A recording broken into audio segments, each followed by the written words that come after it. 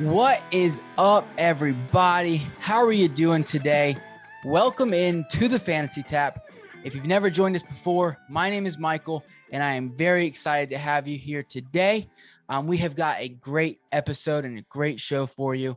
We're talking about the best fantasy football strategy for 2021 fantasy football drafts.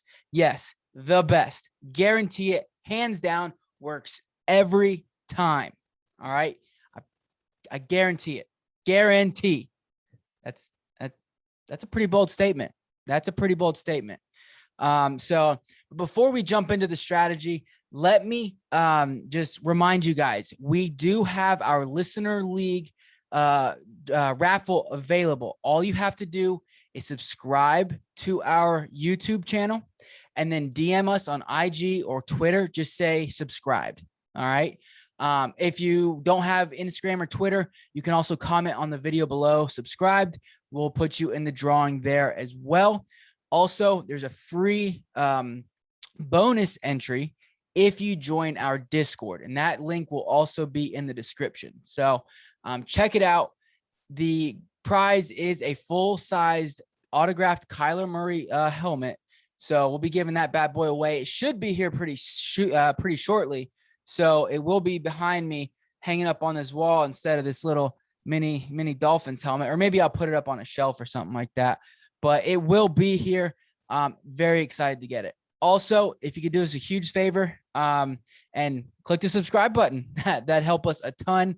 Click the little bell so you get notified every time we post a video, and also join our Discord. We'd love that. If you're listening to us via the podcast, leave us a review and a rating. Really, really appreciate it. Now, enough of that. Let's jump into the best strategy for 2021 fantasy football drafts. All right. First off, the very first thing you've got to do, okay, starts with preparation. Obviously, you've got to do that for any draft. And that's where a lot of people go wrong. And I know it's like, oh, of course. Yeah, Michael, I know. I got to prepare. You've got to prepare and make sure you know who's going where. Watch the rising and falling ADPs, do mock drafts, reach out to some friends. Maybe they're in your league, maybe they're not in your league. If you're a part of Sleeper, or even if you join our Discord, we do mock drafts all the time. You can do full mock drafts. We've got like 6 people in there, 6 of them are the computer or whatnot, but just to give us enough of a real experience to see where people are going. It's a great way to just see how far people are taking certain players and really just watch ADPs. Know that, because when you go into the draft, and especially around this time, everything's fluctuating so quickly. CeeDee Lamb's moved up 2 rounds in the last week. And Amari Cooper's moved down. So you've got to be on your game. You've got to see that.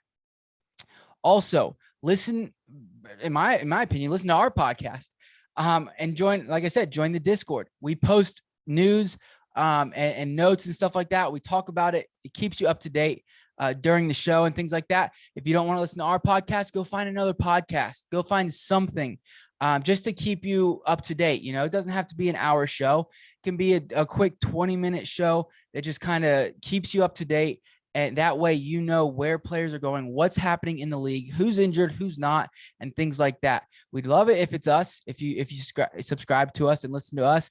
But find something. If you're not able to sit in front of a computer and look it up yourselves, there's a ton of people and a ton of good people that will do it for you. You just got to listen to the podcast.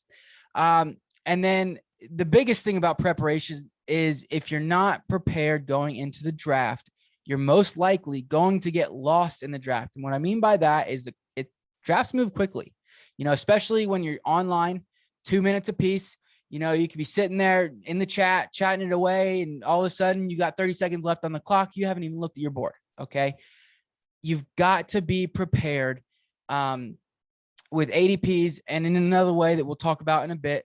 But you've got to be prepared. You've got to be prepared. So, it's this round. This is who I'm looking for, so, next, let's talk different strategies. Okay. Like the other strategies. All right. Heavy running back, 3 to 4 running backs in the first 5 to 6 rounds. That's the strategy I like. I don't always go for it. It's a scarce position, so I load up on a scarce position. Wide receiver is very deep. And then, of course, I'm willing to take one of the top tight ends as well in the second round there. So, I mean, that's one reason why I like that. I like loading up. I can get wide receivers later on. If you're going late round QB, streaming QB, you want to load up on your positional players and grab Baker Mayfield or Kirk Cousins at the very end of the draft. It's a great strategy. Zero RB. I made a whole video on zero RB strategy. You can get it. You can make it work. I don't recommend it this year.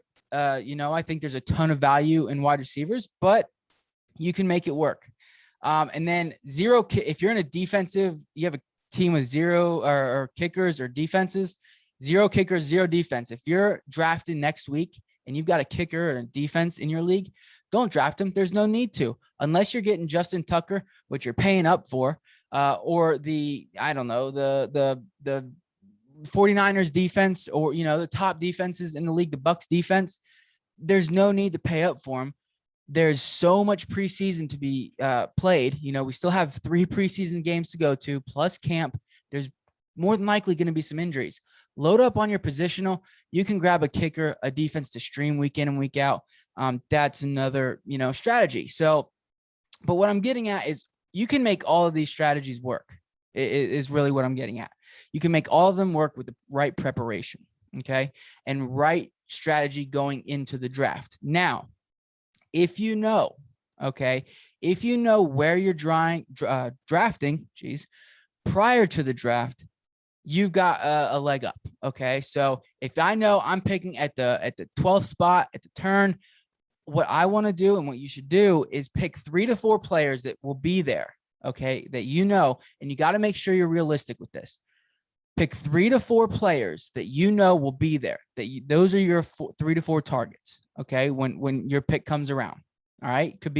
Doesn't matter how you rank them. You could go, if you want to go heavy RB, go heavy RB. If you want to go zero RB, go zero RB. But pick 3 to 4 players that you love, that you can get there, and that you're comfortable with picking there, and then rank them 1, 2, 3, 4. All right, rank them there. That way, when it's your turn, oh, bam, I know who I'm going for. And also, this gives you the opportunity, if somebody falls that you like better that you didn't think would fall to you, okay, you can grab him instead. All right, so making having that written down and being prepared in that way is really, really key. I mean, it helps keep the draft moving in your head, not just like physically, but in your head. It's like, okay, I know who I'm targeting. I know what I'm targeting, what positions I need, things like that. So that's a great way to keep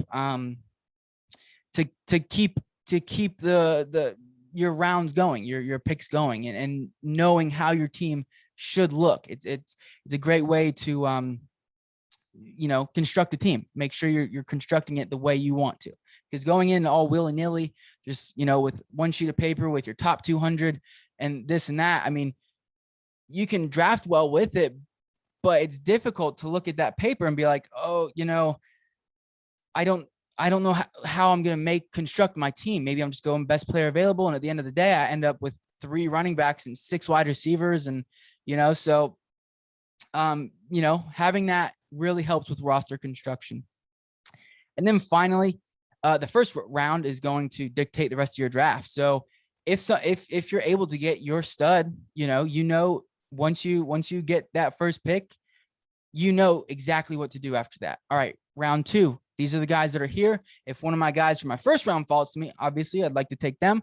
But if not, I got these guys here. My roster is going to look like this, this, and this. I'm going to have 2 running backs. Next third round, I should get one of these 4 guys, maybe a wide receiver. So your roster construction as you're drafting is important, because you won't always get that opportunity to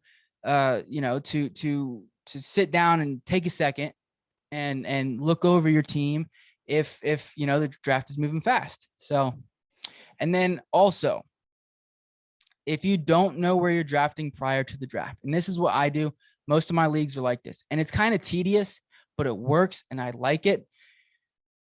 Write down 2 to 3 players. Doesn't have to be 3 to 4. You can make it as long as you want, but 2 players is fine. 3 players is fine. For the front, the middle, and the back of each round. Okay. So say I'm drafting, 4 to 6, have 2 to 3 players that will be there from 4 to 6. All right.